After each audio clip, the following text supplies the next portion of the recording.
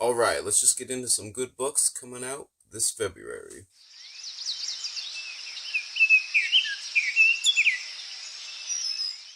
Hey, what's going on, everyone? Justin here, and in this video, we're going to be going over 5 books that are coming out here in February 2024 that I'm really interested in, and I just thought I'd like to share them all with everyone. I think I started doing this at the end of like 2022, something like that. I think out of like kind of the the monthly kind of videos between like TBRs and book hauls and wrap ups and stuff, I kind of like this one the best just because it gives me an excuse to basically just spend my time like looking at books that are coming out and stuff. And I'm trying to do a more conscious effort of reading newish books, if that makes sense. Books published, like during the year or the previous year, stuff like that. Because back in the day, I pretty much only read like just really not old stuff, but just all tons of like back catalog kind of stuff. But anyways, without further ado, let's just get started. The first book I'm gonna mention here is one I brought up in the last video, because it's on my TBR. And it is Biodiversity Conservation by David MacDonald, and that is one of the Oxford Very Short Introduction books. And he is the director of the Oxford Wildlife Research Center. I might be missing a word there. It was a giant acronym. But anyways, I really enjoy these Oxford Very Short Introductions. Like I said, pretty much like every other video, they seem to like come up for some reason. Just total wide range of topics and everything. But I'm hoping that this book kind of delves into like maybe a bunch of different ways, because like a lot of times they take different angles and stuff, or kind of unique lenses to look at the issue or the subject at hand. And I'm hoping that like maybe the book contains it's a little bit bigger for the. I say bigger, it's still a very short introduction, but it's about 30-40 pages longer than pretty much the majority of the ones I have. I'm hoping a bunch of different methods are kind of like brought up on how different places around the world are using different strategies in regards to biodiversity conservation, and maybe there might be some highlights on like what's actually working or might be productive, or the I guess most effective way to go about doing it, just because pretty much with the onslaught of humanity, like there's just so many problems that wildlife, the flora and fauna of the world is just experiencing, between degradation, habitat loss, pollution, all that, climate change, everything. It is very gloom and doom, a lot of stuff I read. So I'm hoping there's at least like kind of maybe some light at the end of the tunnel kind of thing going on in this book. So anyways, like I said, it's coming out, and this was just like a perfect topic for me. So that's why I'm going to be trying to read it this month in February. I got my notebook here for the rest. Next up, we have A Nation Fermented, Beer, Bavaria, and the Making of Modern Germany by Robert Terrell. I've read several books on beers and like whiskeys, and that sort of thing. I've never read one like directly related to German beer, which if alcohol and stuff, they're pretty well known for their lagers and whatnot. And it's just something I like just find really interesting. I enjoy like craft beers and stuff, so maybe I'll start doing that like on Instagram or something like that. Anyways, I've read like a history of like beer and alcohol and stuff in the United States, so I thought this would be kind of a good compliment towards that. Yeah, and what I liked about this book, just from like the little blurbs and stuff I was reading, is it's all has a big slant towards like kind of rural life, and kind of the more out of the way places of Germany, towards like kind of during the formation in the 19th century. That would be probably during like the reign of like Otto and Bismarck and stuff. But anyway, so it's not just like Berlin and kind of like the bigger like kind of capital cities and whatnot. So anyways, it sounded like really interesting to me. It kind of fits like kind of a bunch of different tickets. Participating in Historathon as well, and this would be a good one for 1820 to the present, which is an era I really don't read that much on. But like I said, it's kind of a blending of rural life with alcohol.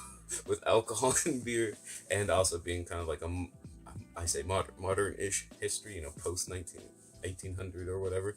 So anyways, that's what I will be, hopefully, maybe I might pick up the audiobook on that if I don't find a physical copy.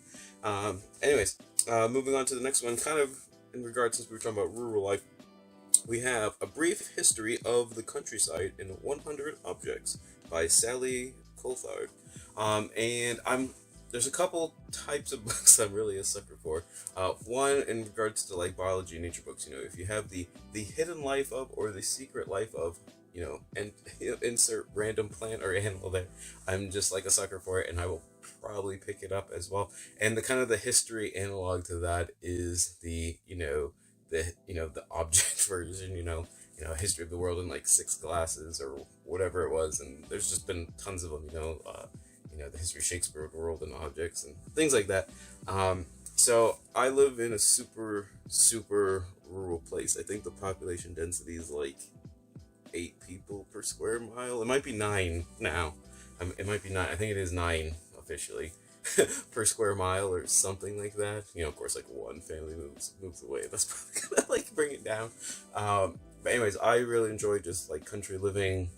I used to do a lot of like nature walk videos and stuff, and I definitely need to be like getting out the snowshoes and excuse me, doing that much more often.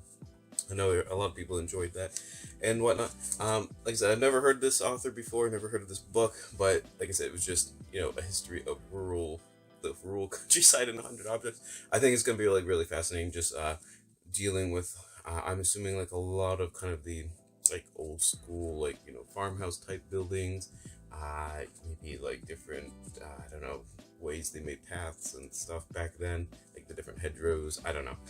Probably like tools, like the hand tools and stuff to use, stuff like that. I really enjoy. So I'm really hoping this one kind of pans out, and I have a good feeling about it. Next up, we have another history book. We got not Pax Romana, Pax Romana. Play on Pax Romana, obviously. The Plague That Shook the Roman World by Colin Elliott. I think I've read 1 or 2 books on the Plague of Justinian, which would have been in the 500 CE. I think like Justinian's Flea might have been the name of the title and stuff. This one would be all about the Antonine Plague, which occurred, I think, beginning in the reign of Marcus Aurelius. So that would have been around the 170s, 180s, somewhere in there. And I think this one gets mentioned a lot, but I don't think I've ever read anything more than like a page or 2 like spread in like a kind of more general Roman history book. I think like there's been stuff where I've read a little bit about like Galen and stuff, and that was kind of like included as well. But I do think like kind of brushing up on this and kind of filling some gaps in my knowledge during like kind of the Roman Empire would be kind of interesting, just because, for example, with the Justinian plague, that might have been the first case of like bubonic plague in Europe, and I think they estimate like the Byzantine empires and like Europe's population crashed by about 1/4 or something. I actually don't even like know even like roughly what the stats of what the Antonine plague is, and I don't know if it's just I've forgotten it or whatever. But like I said, it looked like an interesting book, especially with modern events and stuff kind of going on. So that's why I will be picking that one up at some time, hopefully in the near future as well. And just want to plug my Etsy shop here. If you're enjoying the content of the channel so far, we got I think one more kind of going on. I'm going to be releasing some newish kind of signs, I guess. I saw some vocabulary, you see vocabulary stuff kind of all over it, but some interesting like animal and nature phrases and stuff, and I just thought they were like really interesting. So I'm going to be creating kind of a line of these like kind of vocab words kind of like in that vein as well. But like I said, this is definitely the best way to support the channel, even if like I said, you just like some items, favorite the shop, stuff like that helps me a ton in the LTL algorithm. And I'm kind of hoping at some point that'll kind of be that side hustle will kind of turn into something more. So that'd be really awesome if you could go ahead and do that. All right, and then lastly, we have one more book. I know we do, right there. We got Birding to Change the World by Trish O'Kane. And I'm kind of a sucker for birding books as well. I can think of like 3 off the top of my head that I've read. There was No Strikers. Last year I read, what was his name? Cooper. Forgot his first name. But I actually, let's see, I'll probably find a picture of it as well. And that was for, if you remember, the Central Park bird birder that got like harassed by that woman and stuff.